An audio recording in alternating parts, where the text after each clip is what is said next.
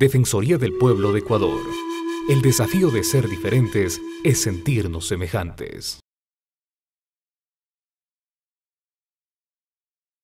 Bueno, la idea de esta mañana es discutir sobre qué significa litigio estratégico. Ayer, con el repaso de las funciones de las facultades de defensoría, salió la cuestión de la vinculación entre la facultad de llevar casos y la de convertir esos casos en casos judiciales. Así que la dinámica hoy va a girar alrededor de esa idea. Y lo que me interesa más que el ejercicio de ayer, que fue cuál es el derecho violado, cuál es el elemento del derecho violado, etcétera, etcétera, es que sobre la base de 3 casos que van a plantear compañeros, que son casos reales, se junten en grupo y discutan, uno, si este es un caso que puede ser considerado un caso para el litigio estratégico. Es decir, lo que quiero es que discutan qué criterios, hagan explícitos cuáles son los criterios a partir de los cuales uno piensa si este caso merece el litigio judicial o no. Sobre la base de lo que discutimos ayer, que es, no todos los casos pueden ser litigados. La Defensoría no es un bufete de abogados que se dedica solo a litigar. Así que, ¿qué criterio utilizan para decir este caso merece ser llevado a los tribunales? Este caso es mejor darle otra solución diferente. Y segundo punto, además de ese, que es merece o no llevar y por qué, cuáles son las razones que hacen que este caso particular sea propicio para el litigio estratégico. Una segunda que me interesa es pensar el sentido del litigio estratégico más allá del propio litigio judicial, es decir, qué otros elementos, qué articulación con otras estrategias hacen que un caso en el que se decide que el litigio estratégico es importante, pueden mejorar el impacto de ese litigio puramente judicial. Así que la cuestión, cuando uno decide, bueno, en este caso el litigio estratégico, es cómo acompaña uno ese litigio más allá del papeleo y de presentarme ante el juez, y etc. Así que están claras las consignas. Uno, sobre estos 3 casos que van a presentar los compañeros, que a ver que le manden la mano a los compañeros que van a presentar casos. Repetir lo que tienen que hacer, Christopher. Sí. Ninguno va a presentar casos, ¿cómo? Isabel. Acá. Levante la mano los presentantes. Bueno, entonces, la idea es solo los hechos y cortito, menos de 5 minutos. No queremos que hagan el desarrollo judicial o jurídico del caso, sino simplemente, el caso es este, pidió una señora, me contó tal cosa, bla, bla, bla. Así que para ponerlo en común. Y después nos vamos a dividir en 3 grupos esta vez, porque hay 3 casos. Cada uno de los grupos va a discutir esas consignas. Uno, ¿merece o no este caso ser considerado un caso para el litigio estratégico? ¿Cuáles son los criterios a partir de los cuales uno piensa, me parece que es un caso que merece ser llevado a los tribunales? Lo que quiero que discuten ahí es, bueno, ¿qué efectos tiene este caso más allá de la reparación individual a la persona? ¿Hay algo que lo convierta en un caso que merece una aproximación estratégica? Y la segunda es cómo articulo la estrategia puramente jurídica con otras estrategias de otro tipo, vamos a ver cuáles, para pensar esa dimensión de lo estratégico, no solo la del litigio, sino subrayar lo estratégico. Así que, ¿qué otra cosa haría, además del puro litigio judicial, para maximizar el impacto de ese caso que decidí llevar y hacer mejor uso de mis recursos cuando decido embarcarme en el litigio judicial? ¿Está claro esto? ¿Alguna gran duda? Digo, con esto quiero que reflejen lo que implícitamente hace uno cuando dice, bueno, este es un caso que merece ser llevado judicialmente, pero que lo discuta. Bueno, ¿por qué este caso sí, por qué otro no? Son indicadores y las quejas que vienen desde el exterior. Bien. En Provincias trabajamos todos los días y hasta altas horas de las noches. Hasta llegarnos a olvidar de nuestras familias. Ya tampoco eso, ¿no? Ya estamos cumpliendo el mandato del defensor. El defensor dijo que nos dediquemos a nuestras familias. Así dijo. Dijo eso. Está bien, está bien.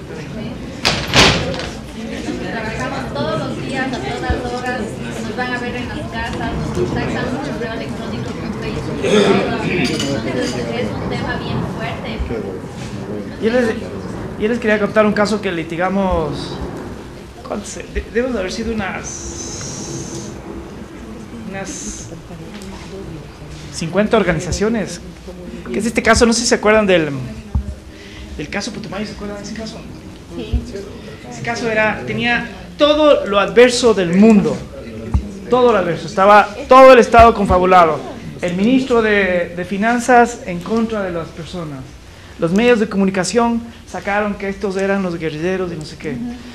Tardó más o menos casi 4 años de un litigio súper complejo, en donde de ahí en adelante yo me di cuenta que el abogado es una piecita nomás.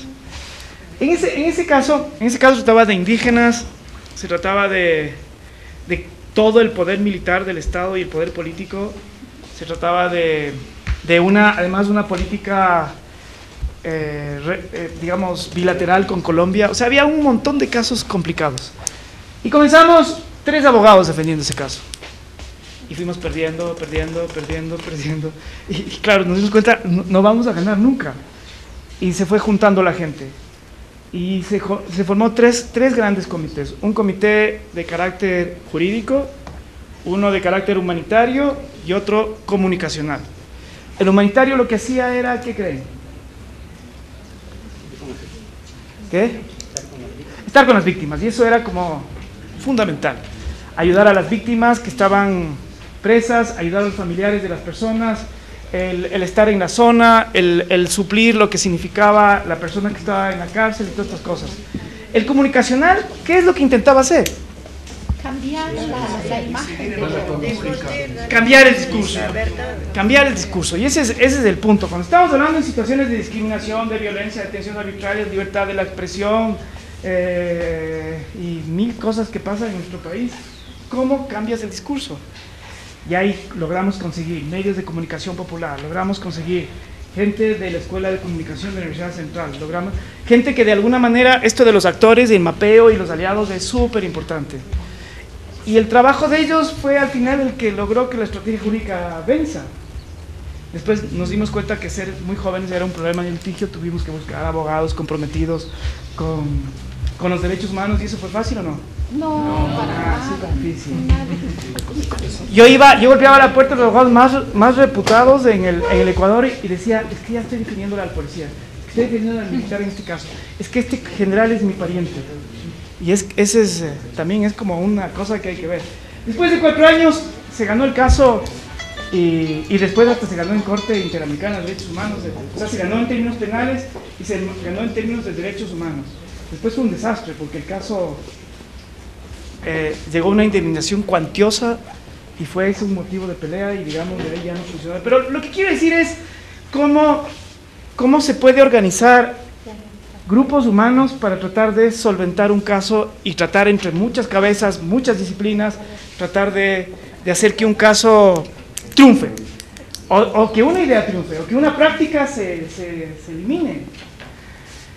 Entonces yo quisiera insistir en la idea de que el caso paradigmático requiere preparación y requiere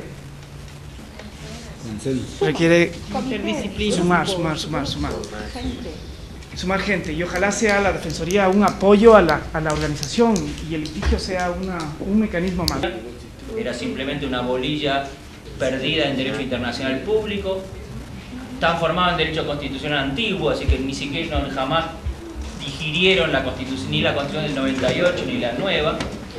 Bueno, así que ahí hay una consideración a hacer. Si uno sabe que va a presentar un caso ante un juzgado en el que es posible que el juez no entienda ni jota de la demanda que hago, la cuestión es cómo articulo esto estratégicamente. Por ahí lo que me interesa es que ese caso llegue a la Corte Constitucional, o que ese caso llegue a la Corte Nacional de Justicia, y sé que en la instancia local la cosa va a pasar sin pena ni gloria.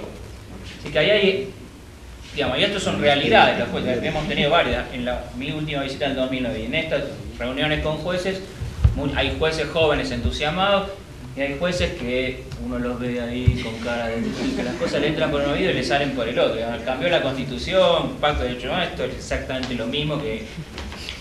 Bueno, esta es la realidad que tenemos. El mundo no es ideal, el mundo no es perfecto, y parte de nuestros funcionarios son esos. Hay estabilidad judicial, la profesión judicial es una profesión con mucha inercia, así que mover a los viejos dinosaurios, mover a los viejos mamuts es complicado. Probable que hasta que no se mueran algunos, se jubilen algunos, y haya una renovación, no cambie mucho a veces por estas pequeñas espacios en los que hay connivencia entre la clase política local, los jueces, las familias aristocráticas de nombre, etc. Así que los cambios normativos constitucionales a veces a la realidad le pasan por encima. Bueno, estas son cuestiones a tener en cuenta y uno no se va a empujar a hacer un litigio, a gastar excesivos recursos para litigios que están condenados al fracaso, y esto es un factor importante a tener en consideración. ¿Puedo hacer solo? Bueno, yo trabajo los últimos 3-4 años en el Centro de Derechos Humanos, concretamente en la clínica que hacía referencia, y quería rescatar ese punto. Bueno, de ahí ya nos vinculamos a trabajar con Ramiro. El asunto es que para las clínicas de derechos humanos, cuando se lleva ciertos casos, y bueno, en el caso concreto de la Católica, llevamos incluso ante el sistema interamericano. Y sí quería un poco dejarles o transmitirles de eso, de que el pronunciamiento por parte de la Defensoría del Pueblo es súper importante para nosotros. Porque claro, ustedes gozan de esta característica de que son del Estado, pero también vigilan, controlan al mismo Estado y en general todas las profesiones. Y a veces nosotros sentíamos como que una ausencia de información, de un pronunciamiento de alguien. Entonces, insistir en esta idea como de estrechar las relaciones, sobre todo con las clínicas de los estudiantes, quizás por este elemento que menciona Cristian, que es el que los chicos están ahí emocionados y bueno, y nos cargamos leyendo 10, 12 horas, 5 días de expedientes, no importa, y seguimos, ¿no? Entonces, fortalecer eso con las clínicas, en Quito al menos creo que es la San Francisco, si no me equivoco, la UDL y la Católica, las que manejan clínicas de derechos humanos. Y en ese... Ahora hay mandato. Además, para que exista... Exactamente. En todas las universidades. Si no tienen prácticas. Que tengan Entonces, el que sacar... a nosotros cuando hemos encontrado una que otro informe, sea de la Contraloría, de la Contraloría o de la misma Defensoría en algunos casos, fue súper importante y les hemos puesto como pruebas, porque de alguna forma son pronunciamientos oficiales. Y por otro lado, creo que con la academia se puede estrechar espacios, sobre todo como conferencias, foros, porque nosotros a veces invitamos, ¿no? Y quizás ustedes visibilizarse también con las universidades para que nosotros les tengamos, o bueno, las clínicas les tengan en cuenta como actores para que se puedan pronunciar. O al revés, si ustedes pueden promocionar espacios que inviten a las clínicas, bueno, ¿qué les parece? Y hacen un conversatorio, un foro, una conferencia, yo creo que es valioso, porque son espacios que al menos a nosotros nos han dado resultados en el contexto del caso. Yo, me parece, en el mapeo de actores, digamos, en América Latina el tema del acceso a la justicia no es un tema menor. Cuando hablamos de derechos sociales, hablamos centralmente de reivindicaciones de las poblaciones en situación de marginalidad, poblaciones en situación de vulnerabilidad. Y sin embargo, esas poblaciones tienen dificultades de acceder a la justicia, porque el mercado abogadil está pensado sobre la base de que los abogados ganan de lo que cobran. Y eso significa que los abogados dedican sus esfuerzos a el derecho del mercado, el derecho comercial, el derecho mercantil, y no a los pobres. Donde hay pobres, de ahí no saca un peso. Así que la idea de que el mercado está armado sobre la idea de que detrás de un interés jurídico hay un interés pecuniario de que el abogado puede cobrar, genera una gran falla del mercado en cuanto a la asistencia jurídica a las personas en situación de pobreza, a las personas en situación de marginalidad. Así que me parece que esto requiere alguna reflexión al respecto de la noción de acceso a la justicia y de cuáles son los recursos que existen en el país para cubrir ese déficit, ese bache en materia de acceso a la justicia. Y estos son algunos, digamos, la Defensoría no es una defensa pública, puede llevar algunos casos, una reflexión puede ser cómo traer a la mesa las distintas formas de articulación de formas de defensa pública, formas de acceso a la justicia para personas en situación de pobreza. Y en esto me parece que la Defensoría tiene que tener un papel importante. Primero, la Defensoría del Pueblo no es una defensoría pública y esto significa que no está obligada a litigar todos los casos posibles. Me parece que hoy lo que discutimos es eso, priorizaciones sobre qué casos vale la pena litigar, y esto requiere también articularse con los otros recursos existentes para poder derivar casos. Si tengo un caso que ya litigué, sobre el que tengo jurisprudencia más o menos bien sentada, bueno, no quiero llevar 1000 casos iguales. Pues lo que puedo hacer es derivar ese caso para que otro lo lleve. Entonces, bueno, ¿cuáles son los recursos en Ecuador al respecto? Dijimos, este es uno. La existencia de gabinetes de asistencia jurídica gratuita en las universidades o clínicas de interés público. Preguntémonos sobre otras. ¿Los colegios de abogados tienen algún papel en esto? ¿Hay alguna obligación de la profesión de llevar casos gratuitos en casos de litigantes pobres? ¿Hay alguna otra? ¿Hay organizaciones no gubernamentales que hacen esto, que promueven el acceso a la justicia y llevan casos? A nivel local, ¿qué otras instituciones son instituciones a las que podría derivar casos? ¿Hay la defensa pública lleva casos fuera de lo penal, hay defensa pública en materia civil, Bueno, estas son preguntas que me tengo que hacer en relación con la existencia de estos recursos para saber cuando tengo que derivar, cuando no puedo judicializar todos los casos, a quién le derivo el caso. A veces, algunas de estas respuestas son de carácter muy local, así que en cada uno, en Loja, en Manta, etc., ahí me pregunto, bueno, ¿a dónde acude alguien que no puede pagarse un abogado para resolver un caso? ¿Cómo articular esa red de recursos para no asumir una carga que la Defensoría no puede asumir? ¿Se entiende el planteo? Así que me parece que esto es un tema que la Defensoría... Sobre la idea de un derecho constitucional de acceso a la justicia. Si uno tiene derecho a la protección jurídica, tiene un derecho a acceder a la justicia. Bueno, este es un tema que me parece que la Defensoría también podría impulsar, que es pensar que otros actores de la sociedad son actores tan alineados en esta idea de cubrir los déficits de acceso a la justicia a población en situación de particular vulnerabilidad, pobreza, marginalidad, necesidad de protección especial. Entendido perfectamente y está bueno aclararlo. Y el principio es un principio perfectamente sensato. Nadie, como abogado privado que representa a un cliente, uno no le recomienda llevar un caso en el que va a perder. Así que si sé que el caso lo voy a perder, es de suicida ir a tirarme al precipicio simplemente por el hecho de litigar. Así que, como decía antes, yo lo uso en caso de incendio. Y una prognosis que hago para saber si llevo el caso o no es qué posibilidad tengo de ganar. Si tengo 0 posibilidad de ganar, digamos, ¿para qué me meto en un caso judicial? Esto es mal abogado. Hay situaciones en las cuales, que hay que plantear ese caso, porque es judicializado. Pero a la final, los operadores de justicia no lo visualizan desde el punto de vista de que uno presente el caso y lo pueden llevar muy bien, pero no le dan la razón. Pero eso también a la final se pierde, pero se permite, a la final es crear opinión pública sobre esa situación o casos particulares que a la final están invisibilizados. Y por esa situación judicializada se crea una opinión. Y en base a eso, porque habrá otros casos que se presenten.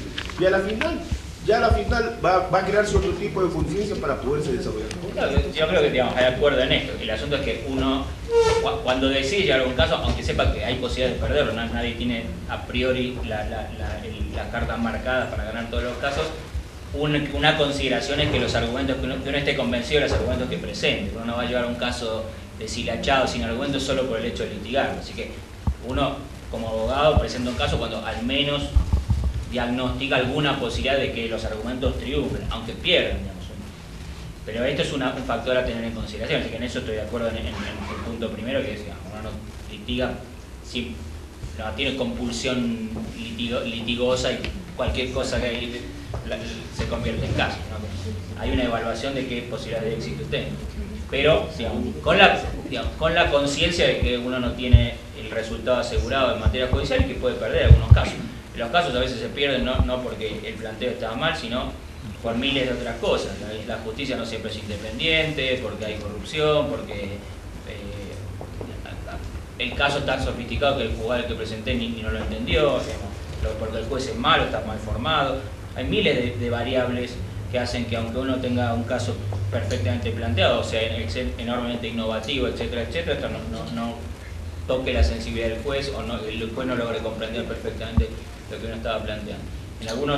Esta es una discusión interesante en relación con...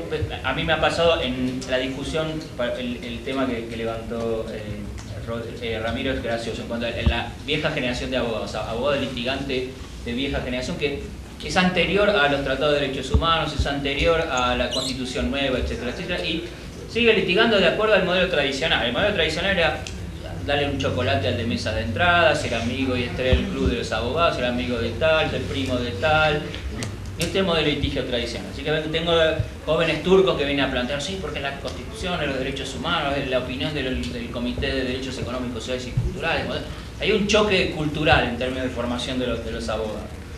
Y entonces,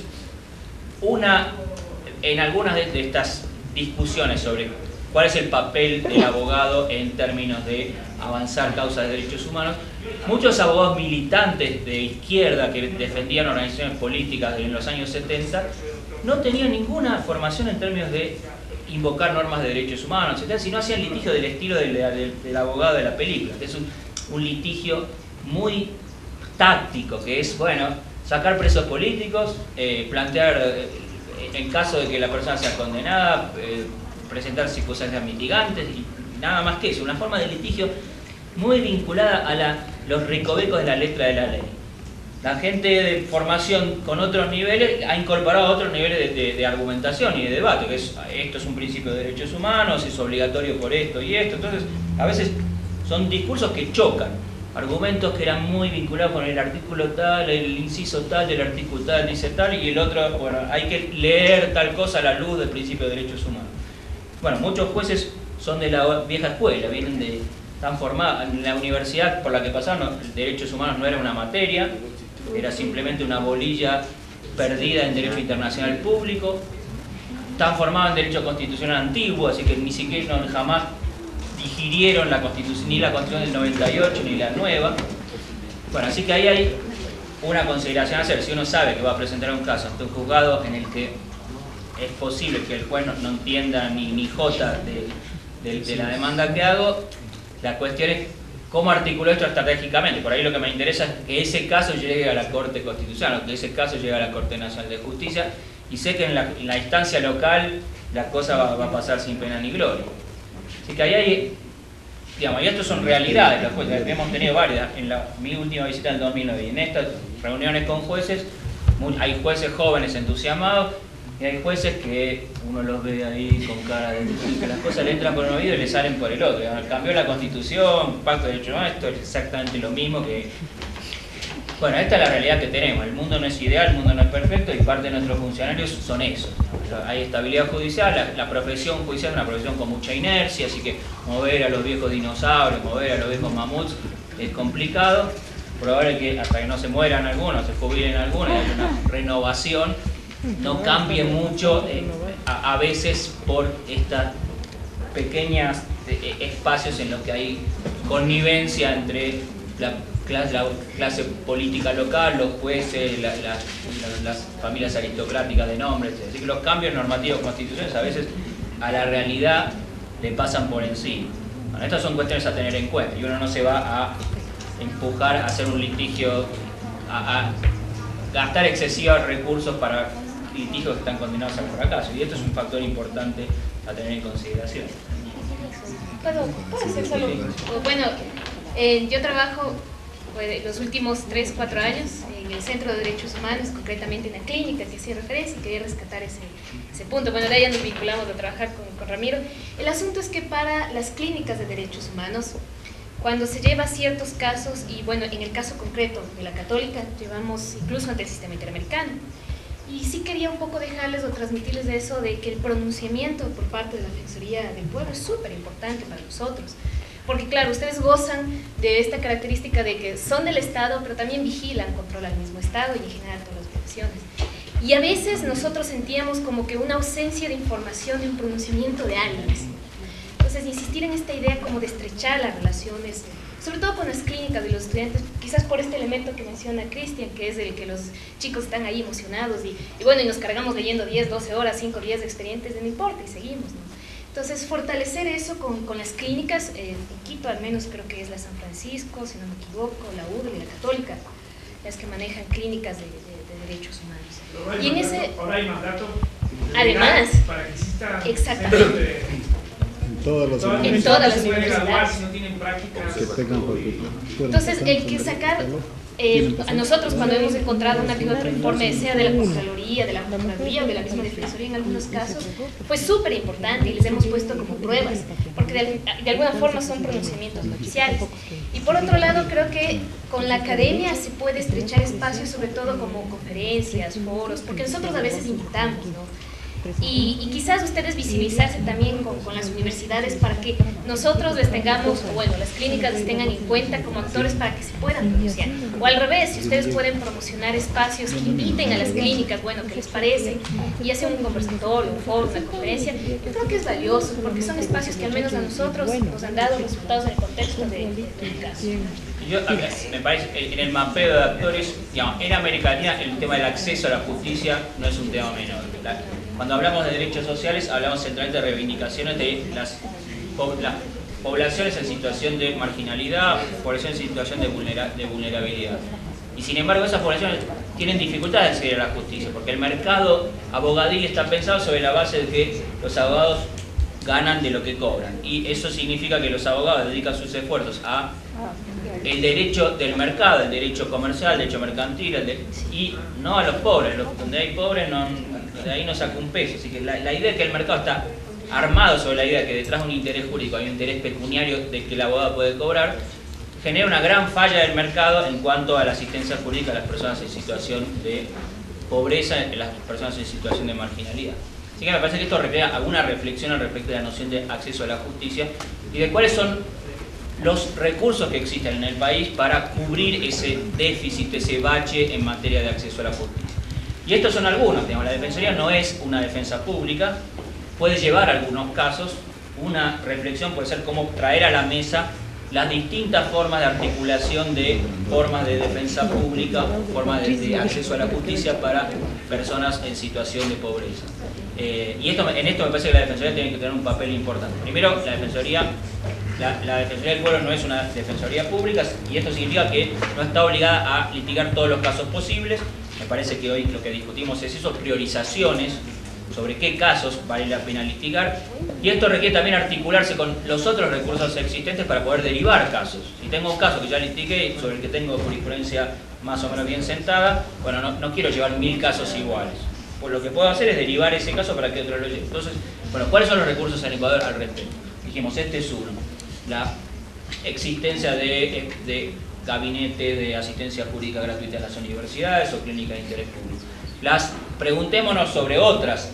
¿Los colegios de abogados tienen algún papel en esto? ¿Hay alguna obligación de la profesión de llevar casos gratuitos en casos de litigantes pobres?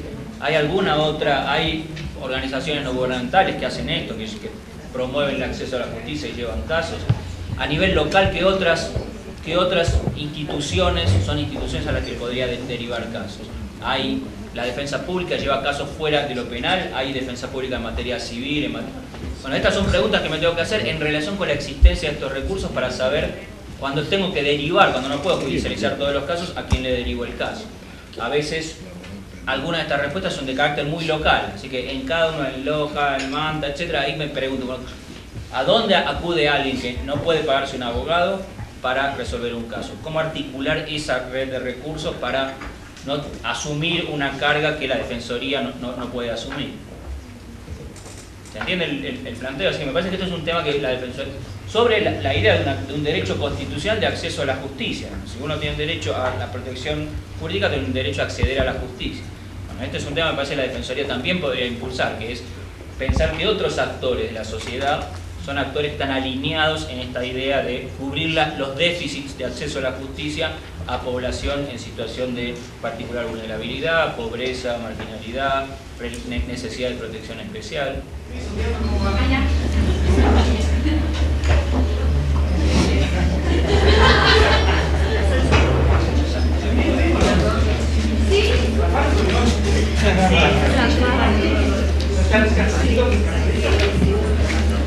Ok, yo quiero hacer una introducción y ojalá podamos jugar un poquito con los indicadores. Yo tengo que reconocer que para mí es difícil. Ustedes saben que soy abogado, estoy intentando meterme en las cosas cualitativas de puesto del mundo. Yo he participado en esta construcción de forma no protagónica, la verdad, aprendiendo. Hay un montón de actores que han metido mucha pesos desde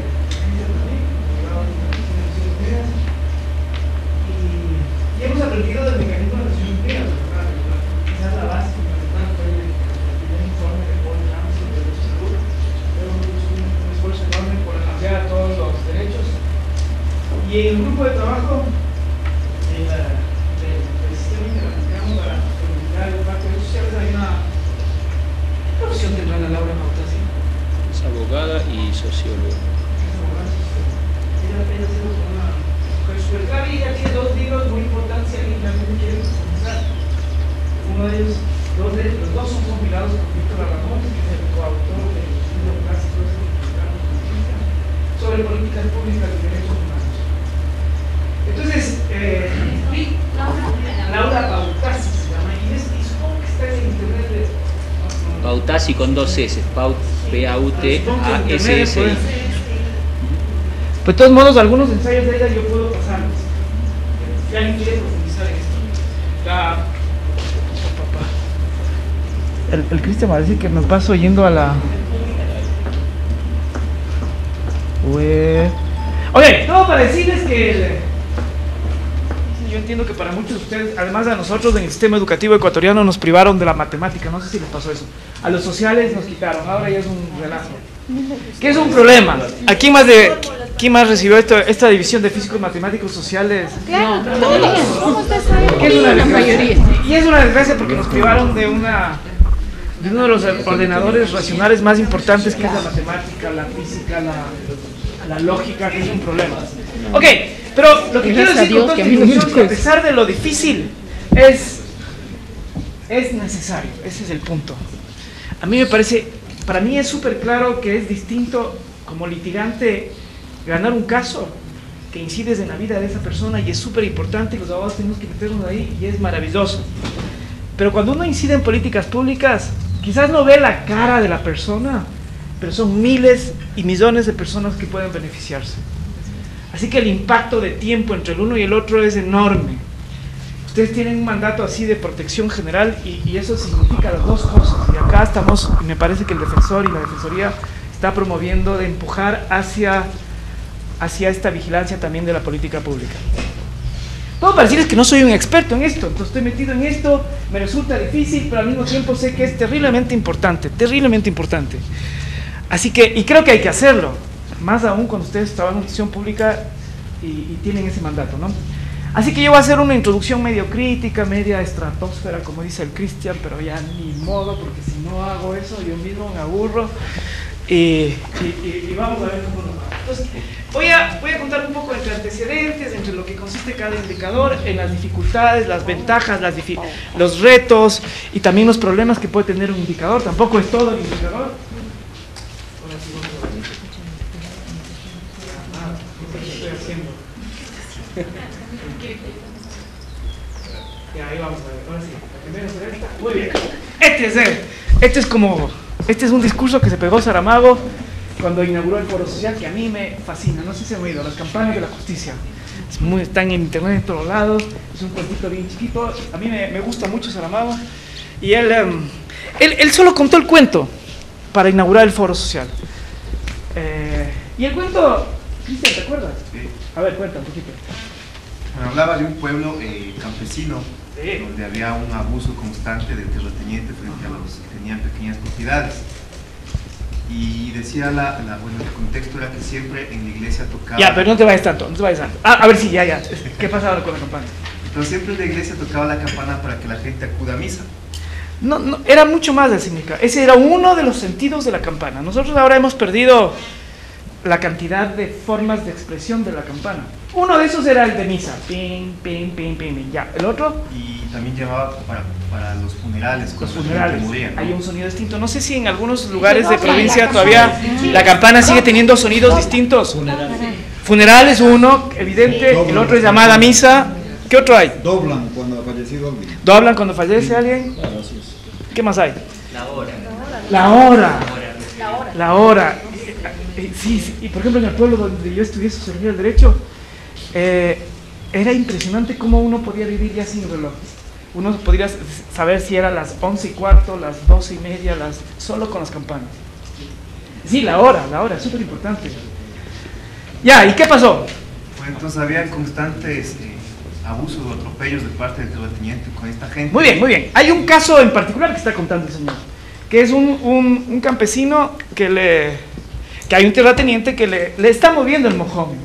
Entonces esta es la tierra del campesino y el otro se va expandiendo, y hay un punto donde el señor ya no puede sembrar ni puede hacer, digamos, la cotidianidad de la cosecha para la subsistencia. ¿Y? Bueno, ya después de tanto atropello decide ir a la iglesia para dar el mensaje a través de las campanas. No las campanas con la melodía de un funeral. Ok, vamos a ver, estamos en la primera cosa. Me está mareando. Ya, ahí estamos. Ok. Entonces ahí está usurpación de tierra. La primera reacción del campesino, Cristian, antes de irse al campanazo. Reclama. Obviamente va y le reclama al terrateniente. Exacto. ¿Cómo sería ese primer reclamo? Cuando uno está indignado. Pero bravo. No creo. Sí, bravo. Uno reclama así, ¿no? Había una diferencia. Y ahorita estoy con un caso de un señor que no le liquidan después de haber trabajado 30 años en una institución, no le liquidan. Entonces la primera reacción de él fue así, bravísimo, me queda meter hecho el trabajo, es que no.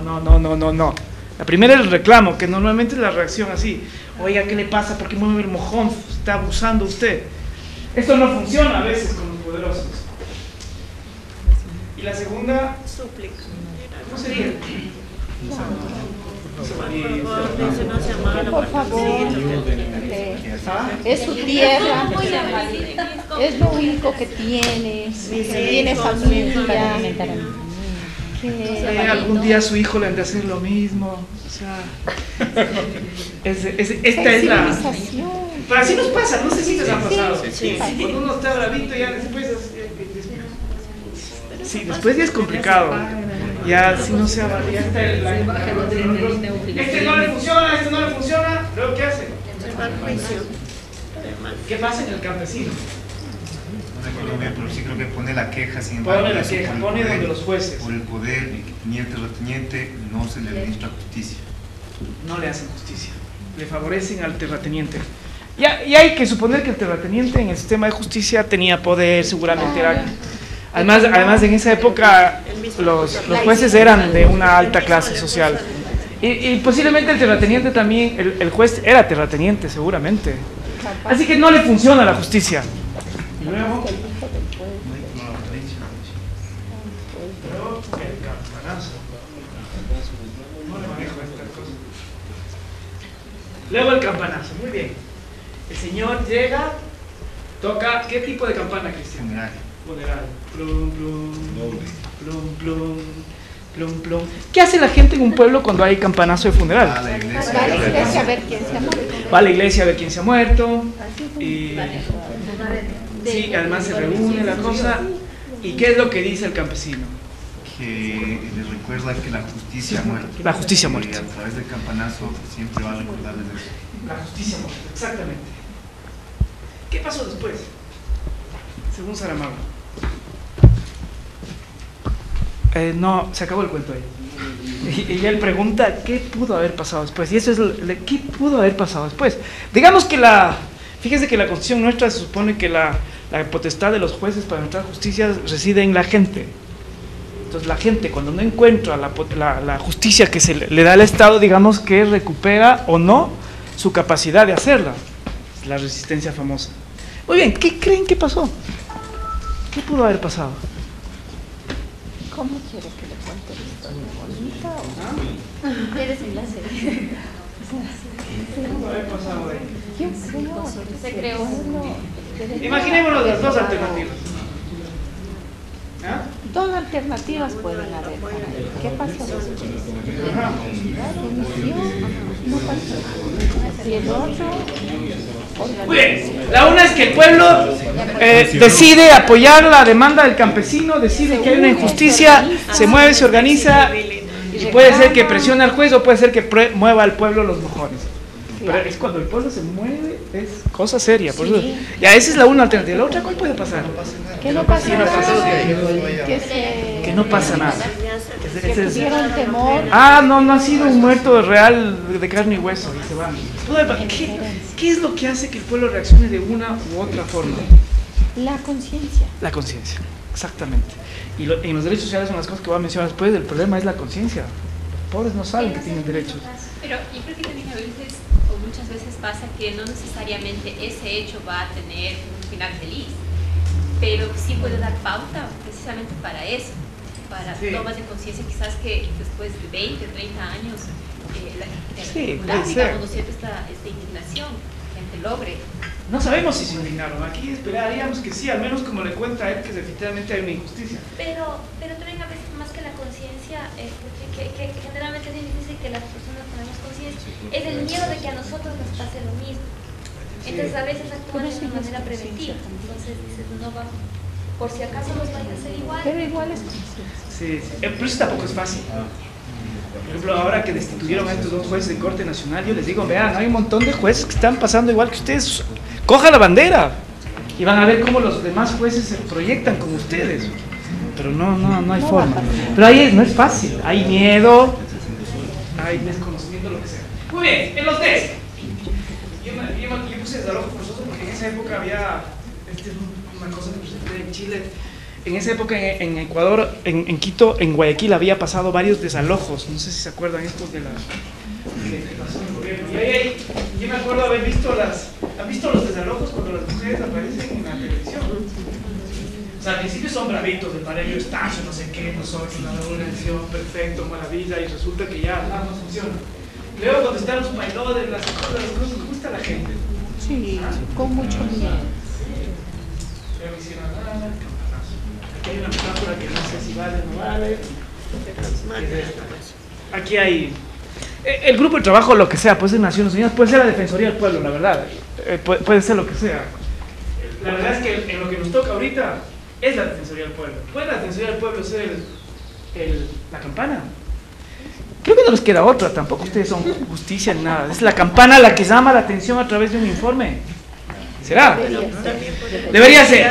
Acá estaba yo explicando el grupo de trabajo y a nosotros nos encantaría hacer la campana. Que diga, oiga, Estado, tilín, tilín, tilín, está regresando en sus políticas públicas. ¿A quién le toca aquí en Ecuador?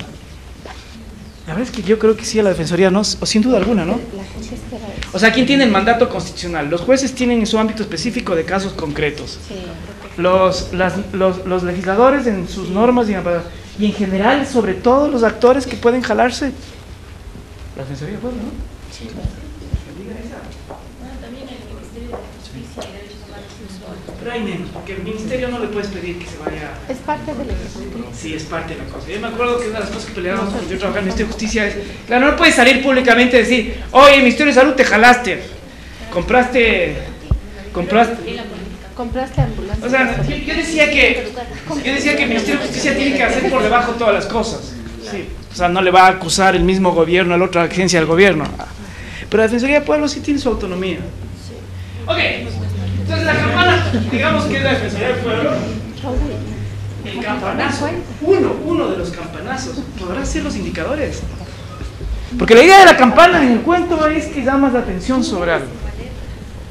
¿Podrá ser el campanazo un indicador que saca la Defensoría del Pueblo diciendo que bestia se ganó en cobertura en educación secundaria, se llegó al 60% y este año bajamos al 45%? Expliquen por qué. ¿Puede ser? ¿Sí o no? Sí.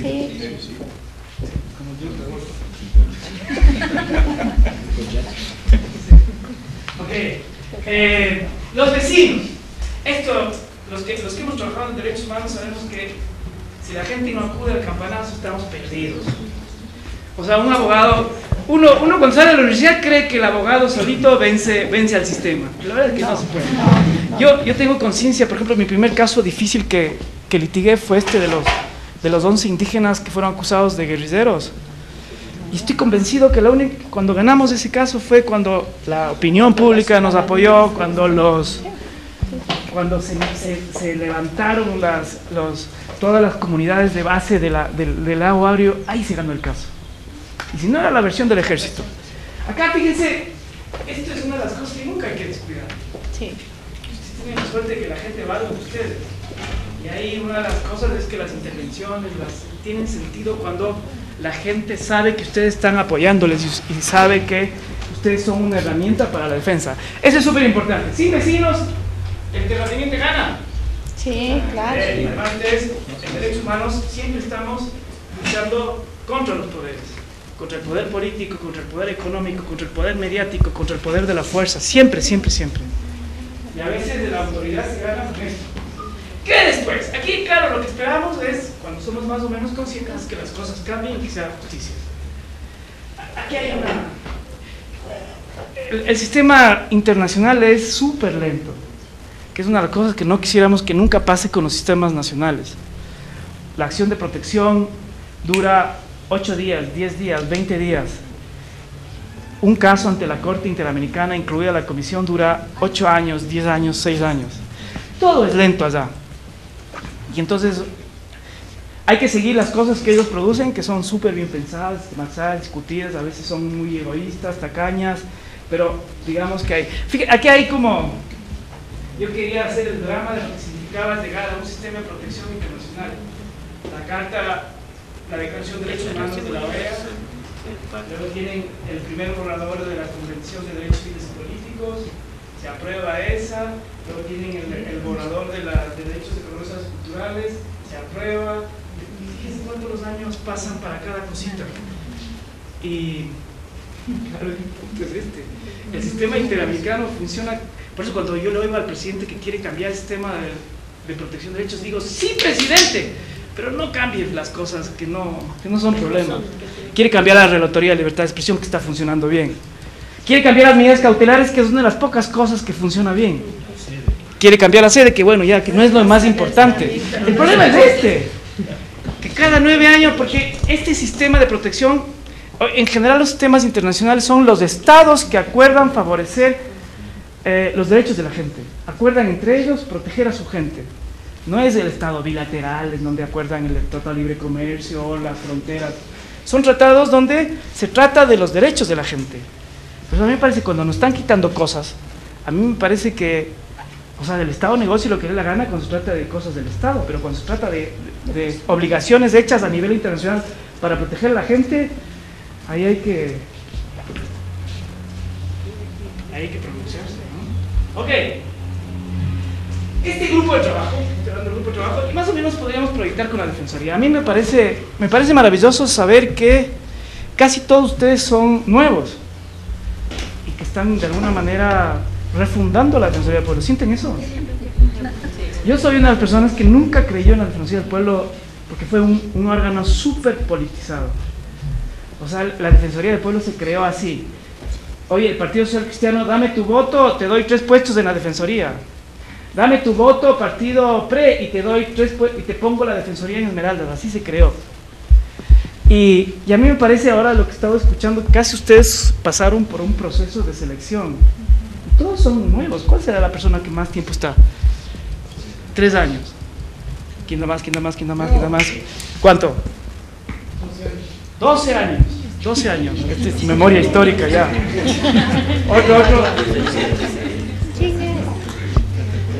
Otro. Viví todos los procesos. ¿Y crees que los procesos han sido como ingratos o felices? Ingratos. Yo también creo eso. La Defensoría del Pueblo, por ejemplo, cuando se crea, al final es un órgano que tiene voz por la calidad de su trabajo. O sea, la gente le respeta y le escucha en función de lo que trabaja bien o mal. A mí me parece que durante mucho tiempo perdió autoridad.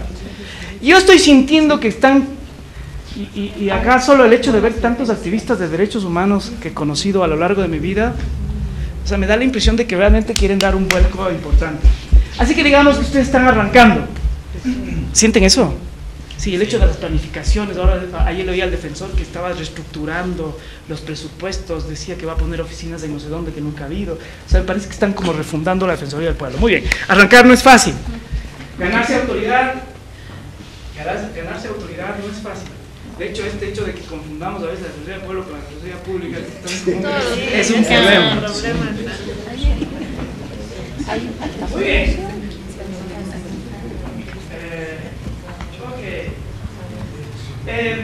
Pero el punto es este. Me parece que, creo que nosotros los que estamos aquí, el Cristian, el Guillermo, todos los que estamos acá, al final venimos con la idea de que ustedes tengan herramientas para la lucha desde el fondo, desarrollar las potencialidades al máximo que tiene la Defensoría. Entonces una de esas va a ser esta de la...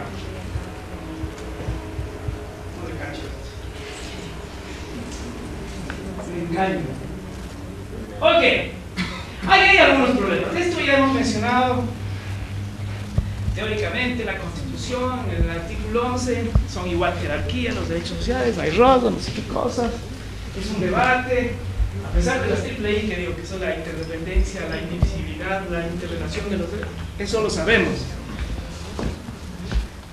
Lo sabemos, ¿no? Sí. Sabemos que los derechos sociales sin derechos civiles no funcionan, ¿o no? Hoy tenía en mi clase de derechos humanos que doy en la Universidad Andina, justo veíamos la clase de una lectura de Amartya Sen. Y Amartya Sen es interesante porque asocia la hambruna, el hambre y el trabajo y la falta de alimentos, asocia a la falta de democracia y libertad de expresión, libertad de prensa, libertad de debate y libertad. Y él se explica, por ejemplo, lo que él dice, que algunos años hubo una gran hambruna, había alimentos y la gente murió por millones en la India. Y después, 20 años después, resulta que hay menos alimentos y no hay muertes. Y entonces él dice, por eso la interrelación es súper interesante. ¿Qué es lo que había en un lado que no había en el otro? Entonces el otro estaba en colonia inglesa y en el otro estaban en democracia. Y entonces él dice, qué importante es el debate de opuestos, ¿no? Que alguien le haga notar, oiga, presidente, estás jalando, aquí está muriendo la gente, aquí hay alimentos, distribuya bien la cosa. Entonces la interrelación es, y digo esto porque creo que en este gobierno estamos efectivamente promoviendo los derechos sociales, pero estamos coartando la libertad de expresión y de la oposición, y eso es un problema en una democracia, porque si la oposición pierde la voz, puede ser que lo que ellos nos señalen, a veces exageran lo que sea, tenga sentido para darnos cuenta que hay violaciones de derechos. Esto con las triples I famosas es súper importante. Yo creo que no tenemos que contactar. A mí cuando me dicen, ya, pero usted no reconoce nada, ya, sí es verdad, sí hay derechos sociales, los hospitales han mejorado, la inversión es impresionante, sí, es la mejor inversión en los últimos 30 años, pero lo otro es importante. No puedes acagar a la oposición te ayuda, la democracia, el de la liberación es importante. Otra vez.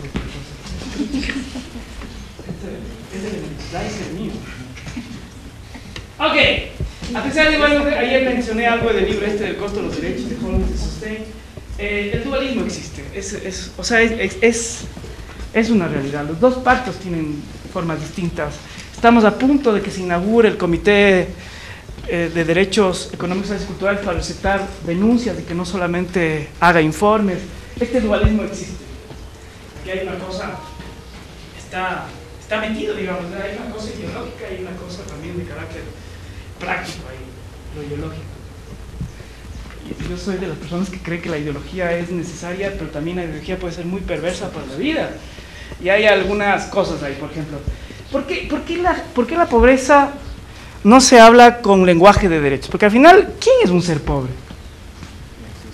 Es un tipo que no tiene derecho a la educación, que no ha gozado del derecho a la salud, es un tipo que no tiene el derecho a la vivienda, es un tipo que no tiene el derecho a la seguridad. Al final, si ustedes se dan cuenta, la pobreza es una suma de violaciones de derechos económicos, sociales y culturales.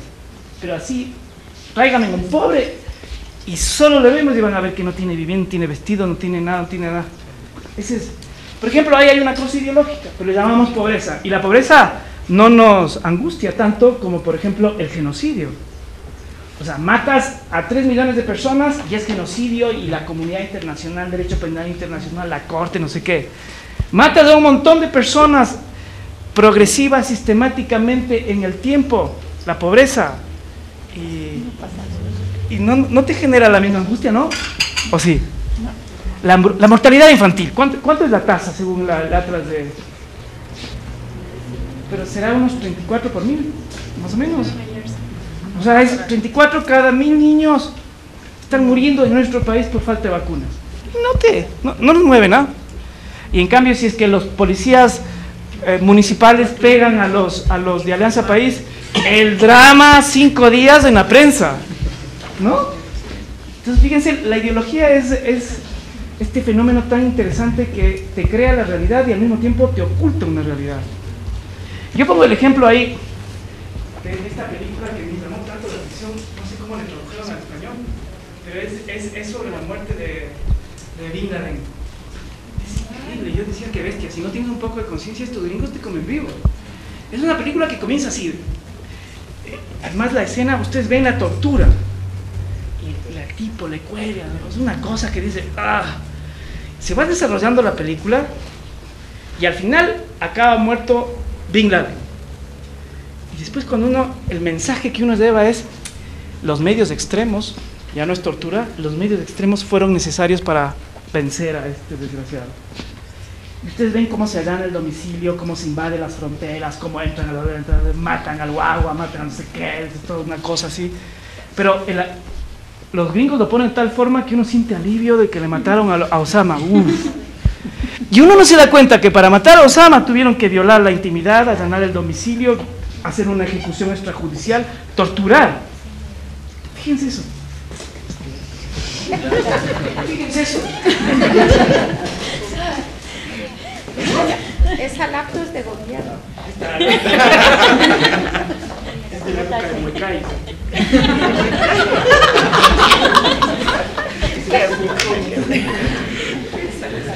Lo que quiere decir, así como a nosotros hay un espectro ideológico que nos impide ver las violaciones de derechos económicos, sociales y culturales, ahora está pasando lo mismo con los derechos civiles. Los derechos civiles se están flexibilizando.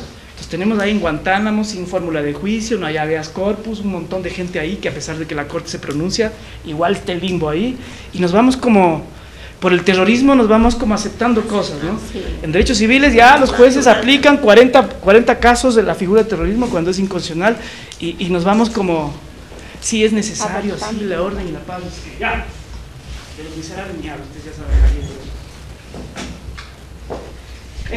A nivel normativo, tienen estas normas, ¿no? Si ustedes ven los artículos 2 del pacto, y algo mencionó el Cristian ayer, y están en los folletos y en todos, tienen mecanismos distintos de protección. Este artículo 26 de la Convención Americana de Derechos Humanos es infeliz, pero a morir. El Cristian algo mencionó ayer que nunca lo ha desarrollado, la Corte nunca se ha atrevido a enlazar el artículo 26 interpretándose a la luz del protocolo de San Salvador, que debería hacerlo, nunca lo ha hecho, aunque hay algunos votos salvados, y últimamente de este juez McGregor que está diciendo, oigan, ya es hora de hacer de los derechos sociales exigibles, ya tenemos desde Teherán, desde Viena, ya los instrumentos ya están diciendo que son interdependientes, indivisibles, pero eso no pasa. Este artículo es otro artículo del tratado, el 19, que es el mecanismo de protección del sistema americano, que dice, los estados informarán y de acuerdo a lo que se resuelva en la OEA. Y si no era porque el Víctor Abramovich se metió como comisionado, ese artículo no tenía sentido de nada. Pero lo interesante de ese artículo 19 ambiguo, de ese artículo 26 ambiguo, que no dice nada y que hace referencias a documentos que nadie encuentra, es que esos artículos ambiguos, como son los derechos en general, si es que uno tiene buena fe y uno tiene sensibilidad por la gente que lo sufre, tiene posibilidades de desarrollarlo. Y a mí me parece que el artículo 19 es un ejemplo de esos, de cómo activistas de derechos humanos, entre los que está el Cristian, el Víctor Abramovich, la Laura Pautasi, pudieron hacer un grupo de trabajo que ya tiene miembros aprobados y ahora tiene unos indicadores para supervigilar. ¿Cómo lo hacen? Pura creatividad y puro compromiso. Por eso cuando uno encuentra una norma ambigua y dice ¿qué será la vivienda adecuada? ¿Qué será el hábitat? ¿Qué será la nutrición? Para el que no quiere hacer y el burócrata, eso es un obstáculo. Para el que está comprometido con la gente, es una oportunidad. Y aquí esto nos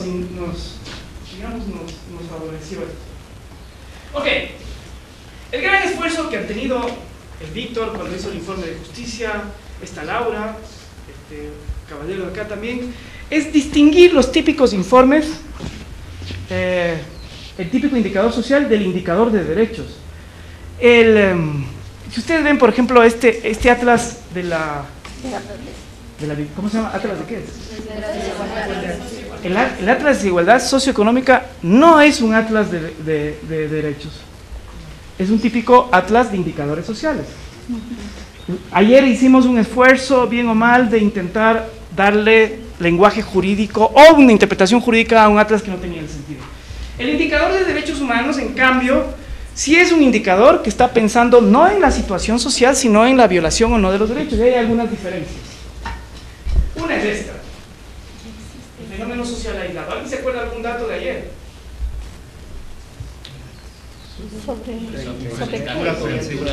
¿Algún porcentaje de ayer? ¿Se acuerda? 4% de acceso a la seguridad social.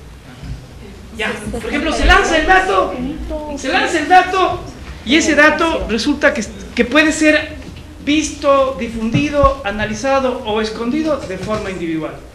En cambio, los derechos, ¿qué exigen ahí?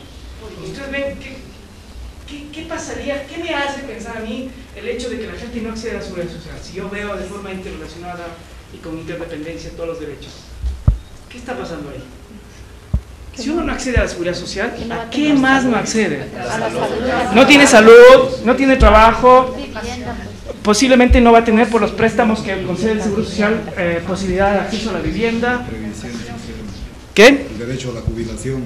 O sea, va a tener una vejez bien jodida o con mayor incertidumbre de lo que está viviendo en la juventud, teniendo fuerza para el trabajo. Por ejemplo, esa es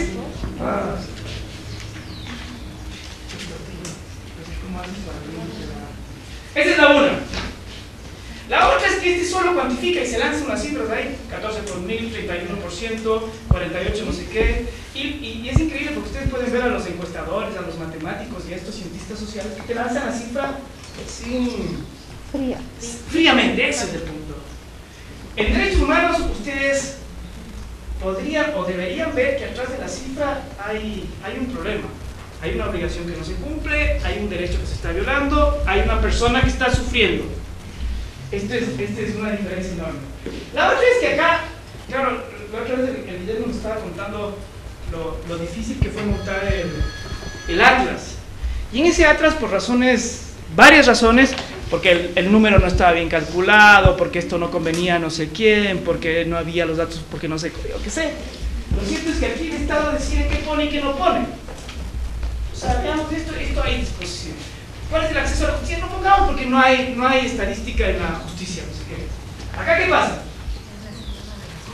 Acá es un compromiso, está en la Constitución clarísimo, y lo que vimos ayer en la sesión sobre obligaciones está en los documentos internacionales. Y en políticas públicas no se puede hacer eso sin información. Acá es estadística y acá son derechos fundamentales, son derechos de las personas, por lo tanto son obligaciones correlativas del Estado. Muy bien, hay tres tipos de indicadores. ¿A qué suena cada uno de esos? Hay estructurales, hay de progreso, hay de resultados. ¿A qué suena el estructural? ¿A qué suena el estructural? Muy bien, ¿cómo está el Estado? O sea, si usted quiere moverse de aquí a Quito, la pregunta es, ¿qué tiene para moverse? Y entonces puede ser que usted dice, no tengo nada, no tengo plata, no tengo gasolina, no tengo nada. Entonces, ¿cómo le toca irse a la persona? Va en bus y se demora 3 horas. ¿De qué otra forma podría tener una estructura más adecuada para cumplir mi objetivo de llegar a Quito? ¿De qué otra forma puede ser? No tengo plata para el bus. Voy a pie y me demoro ya, si son 30 kilómetros, me demoro más o menos 8 horas. Bicicleta y me demoro unas 4 horas, o tengo helicóptero. Fíjense, esto es súper importante. Lo estructural es súper importante, porque usted tiene el carro, tiene el mapa, tiene el chofer. Con eso va a llegar lejos usted, señor. Puede ser que la estructura sea absolutamente desastrosa. Entonces, usted tiene discapacidades distintas, no tiene plata, no tiene chofer, no tiene mapa. ¿Qué va a pasar con ese? Lo más seguro es que se pierda. Y en vez de llegar a Quito, llega al Castillo de Maguaña. Esto es estructural. Ya van a ver cómo se está. Pero esto es súper importante para los derechos. Se necesita una infraestructura para satisfacer derechos. Esto es medio obvio, pero digamos que hay que cuantificarlo. Hay que cuantificarlo y hay que... El progreso, ¿a qué suena? Avances, muy bien. Por ejemplo, ustedes quieren irse La Carriona, Quito. ¿Cuáles serían así indicadores de progreso? Una buena vía. Una buena vía. Sí, perfecto. Está construida, pavimentado el camino, excelente. Está empedrado, tiene que irse por la montaña, excelente. Es indicador de progreso. ¿Qué otro? Alternativa, pero más. Tenemos que... Exacto. Ha llegado a Sangolquí este señor, perfecto. Está... Más cerca para llegar a... Sí, pero queremos llegar a Quito. Entonces el indicador de progreso es que llegó a Sangolquí. ¿Qué pasa si dice, está llegando a la Tacunga? Estamos jodidos. Este tipo está retrocediendo. Ese es el progreso. Y ustedes dicen, en la mitad del camino hubo agua, el puto a hidratarse, y está llegando, digamos, está llegando. Exacto, está progresando. Normalmente los órganos internacionales van a felicitar y van a dar aliento, siga. Y cuando se dan cuenta que se están yendo al otro lado, va a decir, aquí hay una cosa grave, llama profundamente la atención de su lenguaje diplomático. ¿El resultado? Sí. Por ejemplo, ¿cuál sería el resultado de nuestro ejemplo que estamos poniendo? El nivel de estabilización. Ya cumplió algunas metas. Llegó al puente 8, que es la una meta, llegó al puente 2, la una, llegó al peaje, la meta 3. Bien. Por ejemplo, son resultados súper concretos. O llegó a Quito. Llegó a Quito. Pero está ubicado en el Machanga. Está metido debajo de... Eso es la aventura. Sí. Ok. Después quisiera, no sé si Esther tenemos algunas copias así para que vean ya en lo concreto. Vamos con el proceso. Fíjense lo que hace. ¿Qué es lo que hemos dicho? Digamos que está bien. Mide el esfuerzo de los estados, ¿no? No, el proceso, antes del proceso. Estructural. Por ejemplo, en la estructura es súper importante las normas. En eso Ecuador creo que está súper bien. Hay estados que no les pasa eso. Ese no es el caso de Ecuador. Es decir, hay estados que no tienen mapa y que están desorientados. Los instrumentos internacionales y la Constitución ayudan un mundo. Ayuda un mundo porque ahí hay, como ustedes han visto ya, hemos visto a lo largo de estos 2 días, ahí hay como contenidos básicos mínimos que están, ¿no? La primera es normas y derechos. Esto, por suerte, tenemos. Ecuador es un ratificador compulsivo de instrumentos internacionales y además ha sido un tipo. Ecuador casi no ha puesto peros cada vez que a alguien se le ocurre meter un derecho en la Constitución. Así que eso no nos falta. Sí. Ahorita les va a pasar un montón de cosas y después les pido que veamos algunas cosas. Organización. Claro, la pregunta es, en ese ensayo que les contaba de Amartya Sen, él habla de la mejor organización para hacer justicia. La sociedad tiene que organizarse para hacer justicia. Ustedes leen las teorías de la justicia de Rawls y todas estas cosas, ustedes van a ver que eso no es fácil. ¿Cómo se organiza una sociedad para producir inequidad e injusticia? ¿Cómo hace? ¿Cómo hace? Para producir inequidad. En clases sociales. Jerarquiza. Hace una sociedad super... ¿Qué más hace? ¿Qué decisiones tomaría? No distribuye bien la riqueza. No distribuye la riqueza, no hay un sistema de impuestos, hay un sistema de privilegios, es desorganizada. Concentración de poder, permite la concentración del poder, es de un relajo, solo tienen... Sí, bueno, ahí está. Organización es cómo se organiza el Estado, cómo se organiza el nuestro más o menos. El nuestro, el ecuatoriano. ¿Cómo está estructurado? Es un Estado de derecho. Es un Estado de derecho, hay leyes, hay competencias, están señaladas en la Constitución, hay división de poderes, hay unos órganos que cobran tributos, hay una Contraloría que ve que los presupuestos... ¿Suena bien? Sí, suena bien, ¿no? Esa es la organización. Y esto es importante también, el presupuesto. ¿Cuánto se destina para? Ya con el Cristian veían algunas cosas. Si es que yo destino $100 para alimentación y 200 para el concurso de belleza, ¿qué está pasando ahí? ¿Qué es lo que nos pasó a nosotros? Nosotros invertimos 15 millones de dólares. Yo me acuerdo, Cristian, tú estabas trabajando con nosotros cuando intentábamos hacer notar al Estado que no estaba gastando al máximo de recursos y pedíamos información de presupuesto. Por ejemplo, vimos que el Ministerio de Turismo cambió sus flotas de carros pero así unos 4x4 impresionantes. Y después patrocina el concurso de belleza y decíamos, veamos cuánto estamos gastando en salud y educación. Y luego contrastemos.